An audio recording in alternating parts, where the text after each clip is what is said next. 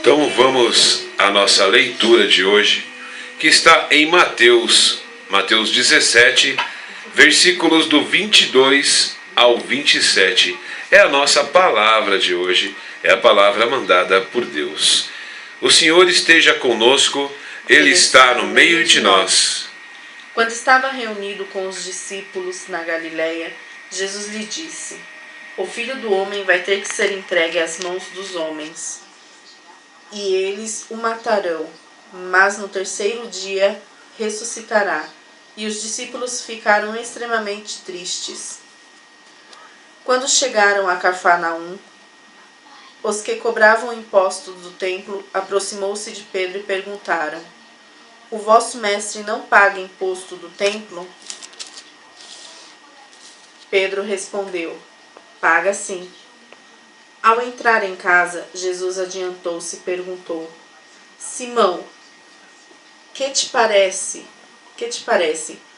Os reis da terra cobram impostos ou tributos de quem? Do próprio povo ou dos estrangeiros? Ele respondeu: Dos estrangeiros. Logo, o próprio povo está isento, retrucou Jesus.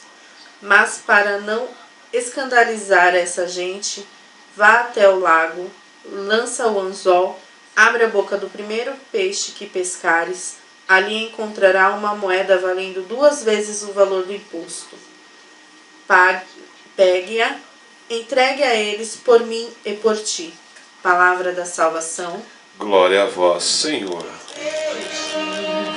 Vida plena, vale a pena retornar e ver o amor antigo.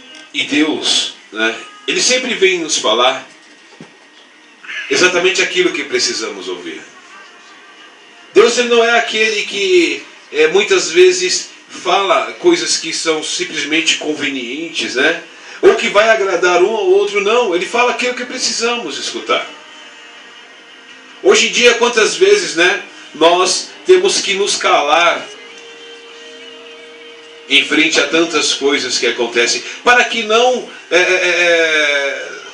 para que nós não criássemos escândalos, para que não criássemos problemas com as pessoas. É claro que nós devemos muitas vezes nos calar diante coisas que devemos ficar quietos, que não vai criar brigas, que não vai criar problemas. Não quanto às coisas que estão erradas, Não temos que nos calar ao falar das drogas, ao falar da bebida, ao falar da violência. Não, temos que falar sim, mostrar a Deus. E mostrar a Deus. Mostrar a Deus, aliás, para as pessoas que necessitam. Deus, ele vem tão forte nos dizer, sabe, que devemos pagar tudo o que devemos. E não só financeiramente. Devemos pagar sim também, sabe, pelos nossos erros, também muitas vezes pelos nossos acertos. Devemos mostrar que estamos aqui para evangelizar, para levar a palavra de Deus àqueles que necessitam. Eu vou pedir aqui para a Elaine ler mais uma vez, depois da parte onde está que ele vai, que Cristo pede que ele pesque, e tire a moeda, da boca do primeiro peixe que ele pegar. Logo depois dessa parte eu vou pedir para que ela continue lendo até o final. Mais uma vez, para a gente refletir de novo nesse pedaço.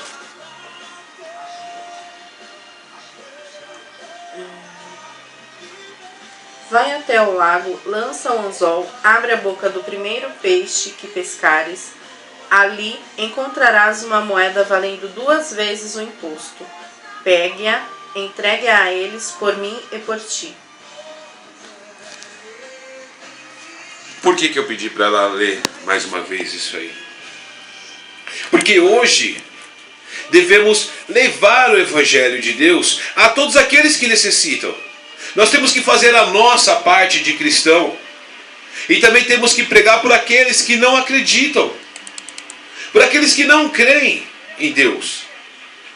Muitas vezes também nós pagamos pelos erros dos irmãos. Mas por que, Senhor, que eu tenho que pagar por isso? Porque às vezes você está mais perto de Deus. Às vezes você está aberto para Deus e o irmão não está. E você está do lado dele tentando ajudar ele a chegar a Deus. E ele não está aberto a isso. E aí muitas vezes você sofre com ele. Mas isso é a vida do cristão. É a necessidade que nós temos de evangelizar, que nos leva muitas vezes até mesmo a sofrer. Que nos leva muitas vezes a passar por coisas que você fala, eu não precisava disso, mas você é cristão. Veja bem, se você julga que você não precisa sofrer, que você não tem que pagar pelo outro.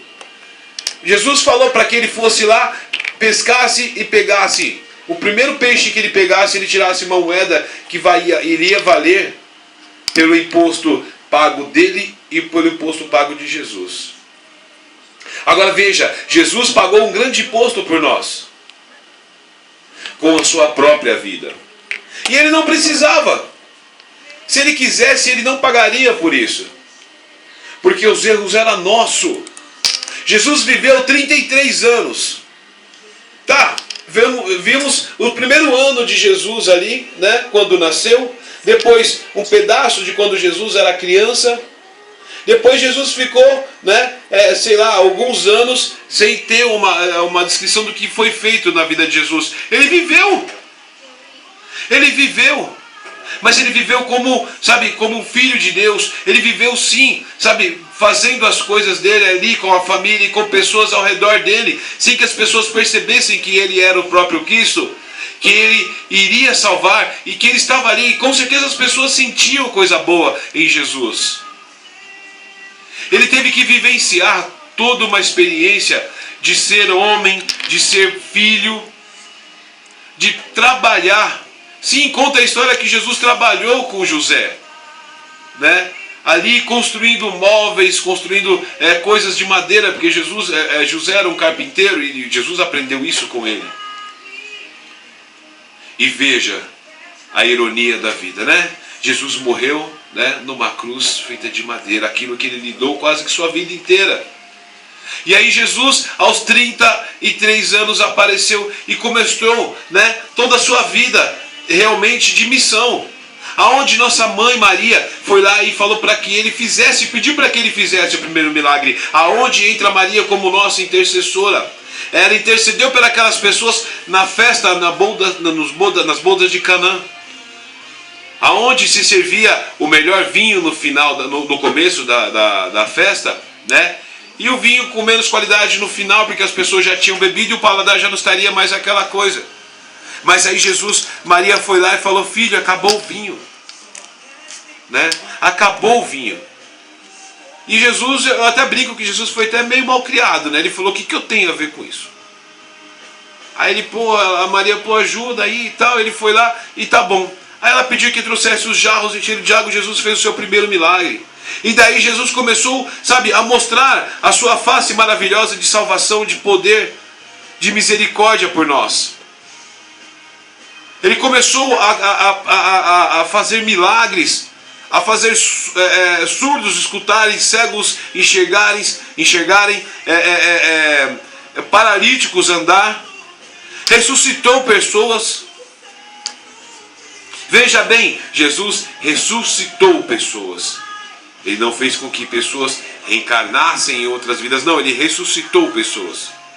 E ali Jesus foi seguindo a sua vida.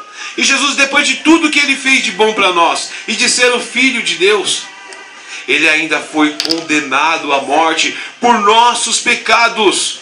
Como diz lá na palavra, ele pagou mais uma vez pelos seus pecados.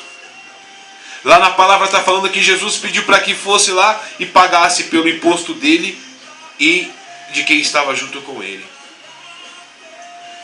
Então, Jesus, ao final da sua vida, ele pagou pelos seus pecados, pelos meus pecados, pelos nossos pecados. E aí você hoje fala, por que eu tenho que sofrer junto com aquele que está passando por algum problema? É pouco, meu irmão. É pouco, minha irmã, o que você passa perto daquilo que Jesus, maravilhoso, misericordioso, passou por nós. Ele pagou por nossos pecados.